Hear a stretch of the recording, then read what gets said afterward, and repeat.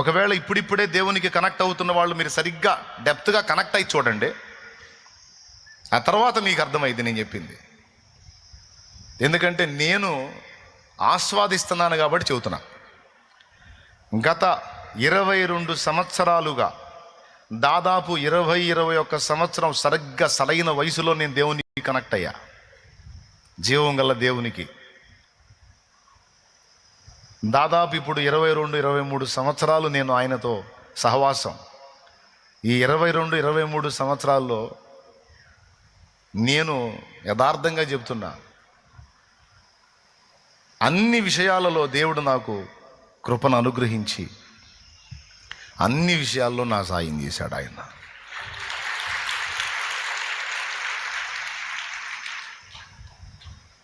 ఏది ఎలా ఉంటుందో అన్నీ నా అనుభవంలో తెచ్చాడు.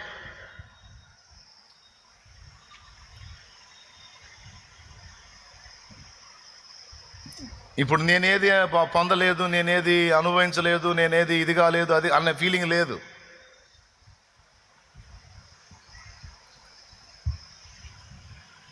బాల్య దినం 23 సంవత్సరాలుగా నేను యథార్థంగా చెప్తున్నా, ఆయన రెక్కల నీడలో విశ్రాంతిని, సంతోషాన్ని, ఆనందాన్ని, ప్రశాంతతను 23 సంవత్సరాలుగా 2002లో నేను దేవుణ్ణి కనెక్ట్ అయింది. 2025 అంటే 23 ఏళ్ళు దేవుని విశ్రాంతిని 23 ఏళ్ళుగా నేను అనుభవిస్తున్నా. ఎన్నేళ్ళుగా? 23 ఏళ్ళు. నీకేం సమస్యలు రాలేదా? ఇరుకులు రాలేదా? ఇబ్బందులు రాలేదా? కష్టాలు రాలేదా? కన్నీళ్ళు రాలేదా? అన్నీ వచ్చినాయి. దేవుణ్ణి తెలుసుకున్న తర్వాత నా కుటుంబంలో కొన్ని మరణాలు కూడా జరిగినాయి, కొన్ని సమస్యలు వచ్చినాయి, అప్పులు నడిచినాయి, అన్ని మనుషులు ఎదుర్కొనే కుటుంబ సమస్యల్లో ఎన్నో సమస్యలు నేను ఫేస్ చేశా. అయినా 23 ఏళ్ళుగా నేను ఆయనతో పెనవేసుకున్నందున, ఆయన మీద ఆనుకున్నందున ఈ 23 ఏళ్ళు బరువే నాకు అర్థం కాల.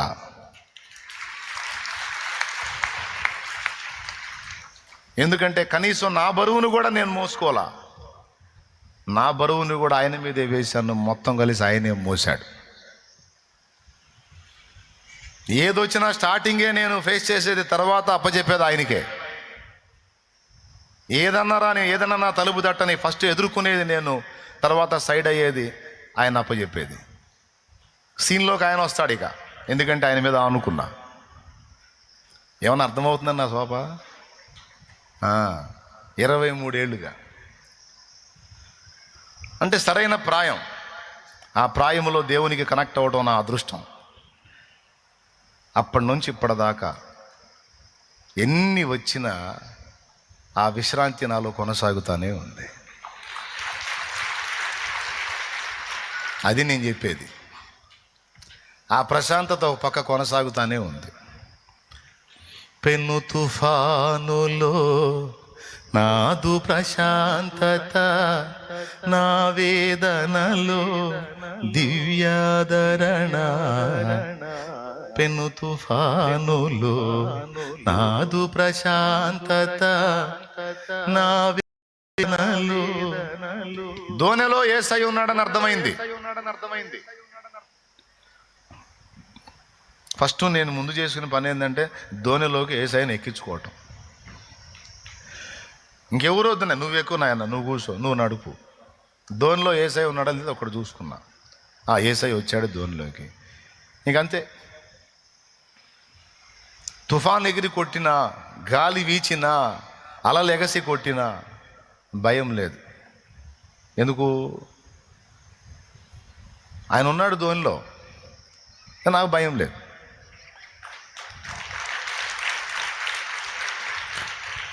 నా జీవిత యాత్రలో ఎన్నో తుఫానులు, నా జీవిత యాత్రలో ఎన్నో తుఫానులు. అయిన నా యేసు నా పక్షమయ్యుండగా, అయిన నా యేసు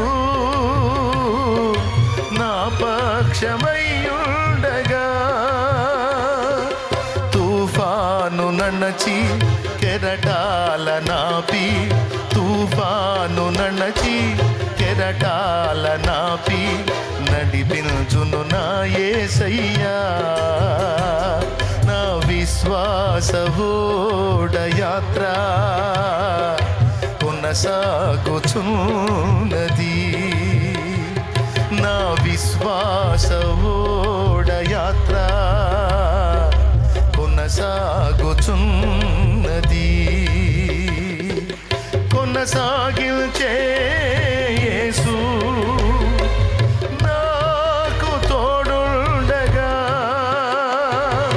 తుఫానులైనా పెనుగాలులైనా ఆపలేవు నా యాత్రను. ఏమండి, నాకెందుకండి టెన్షను, నాకెందుకండి భయం, నాకెందుకండి దడ, నాకెందుకండి ఆయాసం? నన్ను ప్రేమించి నా కోసం తన్ను తానే అప్పగించుకొని ప్రాణం కంటే పిచ్చిగా నన్ను ప్రేమించే పిచ్చి ప్రేమికుడు నాకు ఒకడున్నాడు. నీ కొరకై తన ప్రాణము పెట్టిన ప్రేమను చూడమ్మా, నిన్ను చూడగా ఉండలేని ఆ ప్రేమే నిజమమ్మా. నీ కొరకై తన ప్రాణము పెట్టిన ప్రేమను చూడమ్మా, నిన్ను చూడగా ఉండలేని ఆ ప్రేమే నిజమమ్మా. అందరూ నిన్ను మరచిన గాని మరువని స్నేహితుడే, కొందరిలాగా మధ్యలో నిన్ను విడువని ప్రేమికుడే.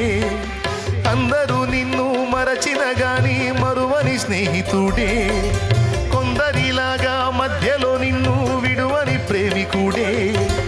రక్తము పోసి ప్రేమ లేఖ నీకు రాసిన నీ ప్రియుడే, రక్షణనిచ్చి రాణిగా చేసే యేసురాజుగనుడే. కళ్ళ ఎరుగని తెల్ల పావురమపై పైకెగిరావా, కఠినమైన ఈ లోకపు పోకడ కానక ఉన్నావా. హల్లెలూయా.